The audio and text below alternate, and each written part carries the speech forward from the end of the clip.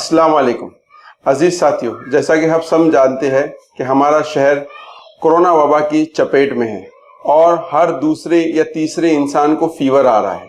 ऐसी सूरत में क्या करना चाहिए, इसके कुछ बेसिक इंस्ट्रक्शन हम आपको देना चाहते हैं। पहली बात तो ये समझ लीजिए कि जब वबा चल रही है तो ये फीवर उस तरीके का फीवर नहीं जैसे आम दिनों में आता है, 2-3 दिन में चला जा रहा है। ये फीवर ऐसा है जिसमें आपको कंटिन्यूस मॉनिटरिंग की जरूरत है। पहली चीज तो ये समझ लीजिए कि अगर आपको बदन गर्म लग रहा है तो थर्मामीटर से बुखार को देखिए। बुखार अगर 99 डिग्री सेल्सियस भी है तो इसका मतलब बुखार है। ज्यादातर लोग जो शदीद बीमार हो रहे हैं उनको 8 दिनों तक सिर्फ 99 ही फीवर दिखा रहा है। तो बहुत जरूरी है कि बदन अगर गर्म लगे तो थर्मामीटर से चेक करें, नंबर 1 चीज। नंबर 2 चीज, अगर 99 भी दिखा रहा है तो उसे निग्लेक्ट ना करें। पहले दिन फीवर के डॉक्टर को जाके दिखाएं। जो कोई भी डॉक्टर आप उनको दिखा सकते हैं।